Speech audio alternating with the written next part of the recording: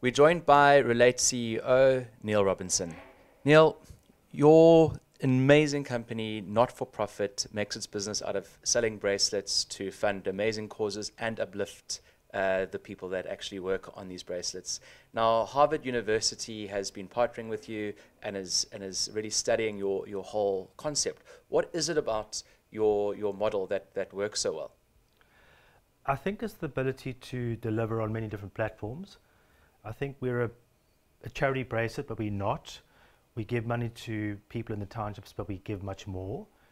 I think the fact that we are flexible and are able to deal with retailers, corporates, commercial companies in doing what we do allows us to do interesting things and provide, I suppose, good narrative for different storytelling in different facets of life. So this is a charity bracelet, but it's a heck of a lot more than that as well. So in the number of years that we've been in existence for, I think it's close to 50 million rand now we've raised for causes across the world, as well as the people in the township who benefit from the program. But I think what really got Harvard excited was the fact that we're a social enterprise NPO who operates as a business. So my background is corporate, and we try and operate the business on the business principle. So make profit as much as you can and then give it all away. And we have the disciplines around that. So strategically, operationally, functionally, we operate as a very much a set up business. And I think Harvard were just interested and intrigued as to how we did that. And that's how it came about. So let's just have a look at your bracelets there. When you say it's more than just a bracelet, why? So this is, I mean, it's something valueless that has value for people. So when I say that this is our malaria bracelet. So we've raised over $1 million for this to date. It affects masses of people across Africa, the disease.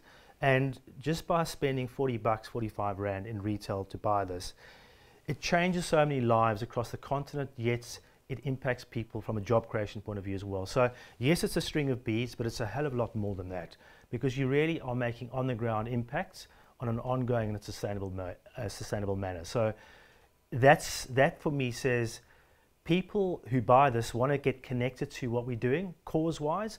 Yes, they might like the fashion accessories, the colors, etc. But many different people buy it for different reasons. So if your family's been affected by cancer or AIDS or social upliftment in any way, it's very dear to you when you buy a bracelet from Relate, when it comes to talking about and sharing and connecting to something. So the value in it is, yes, it's 40 rand. Most middle class people can afford that once a year at least. But it means a hell of a lot more than that. So it's valueless in a sense, but it's got a lot of value in other instances. It seems that the organization takes a 360-degree approach where it's focused on upskilling the participants and saying you're not actually supposed to be here for that long. We want you to grow beyond Relate. 100%. Yeah, we have a program whereby we have people in the townships who do part of the program in our production line, and then we have a group of people who come from very disadvantaged, impoverished areas in mainly the Western Cape. In fact, they come from the Eastern Cape and they're now looking for jobs in the Western Cape. And we include them in our production team, but we actually want to kick them out in a positive sense as soon as we can, because what they do is they earn a salary with us while they're doing our projects, i.e. making and finishing these bracelets, packing them, shipping them out to our retail partners, and we skill them up on top of that. So you might come to us and say, listen, I want to be a hairdresser one day, or I want to be a truck driver or a soccer coach. We facilitate that particular mechanism. So I'll spend 40,000 rand on you and 20,000 on another guy, etc. And we hopefully move them out of Relate given time. We've got a few people that are doing things like butlers courses who are now working in an internship. We've got people at Pick and Pay working for their internship program there. We've got a beauty technician working in a nails program and an eyelash program. So there are various different means and mechanisms where they can get involved in. But when they come to us, they have to have a dream and a motivation and an objective in terms of what they want to do. So in other words, the profit that you make from the bracelets goes towards causes, but the partners that you have, such as Woolworths or Old Khaki, you can actually, facilitate some of that skills development that you've. Very much so. And I think that's when the program really works 360. When you are feeding someone back into the program from a corporate partner or a retail partner that gives them on the ground training and gives them access to the sort of mainstream economy in a sense. So that's the beauty of it. So this model and Relate, where do you go from here? So our strategy is very much around new markets and new products. So you'll notice that I'm not only wearing beaded bracelets now, but I'm wearing sort of material, knitted, weaved bracelets. We do other products as well, and international. So you look at America, you look at East Coast, West Coast, you look at the scale there, you know, beyond anything we can, I suppose, produce and develop here. We've got probably 7-8 million taxpayers. They've got almost 300 million taxpayers. Massive difference. You look at doing one thing in a region or a state in America, like New York State or Washington or Boston, Massachusetts, whatever, and suddenly you've got scale beyond, and you then put so many different people to work in South Africa. So our model is still to manufacture and produce here. So we create jobs, which is the main function of Relate, is creating opportunities.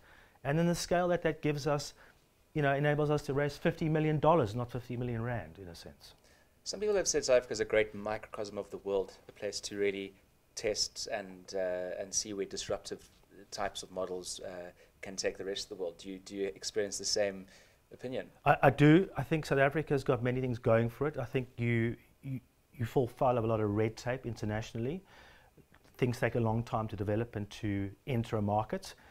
I think South Africa has got this thing of not quite cowboy commerce, but, and I wouldn't say we're getting close to it, but there's, and we may be talking about another subject now, but I think there's big opportunity here if you can get it right with the right people and right partners. I think it's all about who you know. It's the old cliche. If you get the right partner to champion something, you know, the world's your oyster. It really is. And South Africa allows you that. It allows you different access to markets. It allows you different products, very quick to market if you can get your product on that particular stream. So I think a lot of benefits of doing business here. It's probably the only, well, one of the only things that holds us back is potential scale, is the current economy. As we know, it's struggling at the moment. Retail is probably under a lot of pressure. So that's an issue. But otherwise, yeah, it's a great place to do business. And it's also an entry point into Africa, which a lot of people, you know, I suppose get, but some think it's probably more associated with the likes of the UK or the US. But, you know, we find it as it's a melting pot of different opportunities, and we've seen it. And the whole concept of creating a different model around financing and how you fund organizations, do you see it being applied elsewhere? Do you see it as a type of model that you've cracked that can be applied to other problems in South Africa or Africa? We always say we're about solutions. Yeah. So we don't profess that our model is perfect. It changes, it refines, but our ethos and philosophy will stay the same, and that is we will always give opportunities to those disadvantaged or disempowered. And I think you can apply our model or our thinking in different ways to different scale types of projects. So absolutely, we're investigating different types of initiatives across different product lines and also outside of products. So can't say too much now, but there's a lot of opportunities which we've come across which allows for our model to sit in some form of capacity somewhere. If it's a digital capacity, is it, you know, if it's a, let's call it financial services. So there are lots of different ways of skinning the cat. And I think the philosophy of giving while you make commercial benefits is one which we'll always hold dear. And I think for me, doing good is good for business. So the more and more people we work with in the commercial stroke corporate field, the more and more they associate that with us.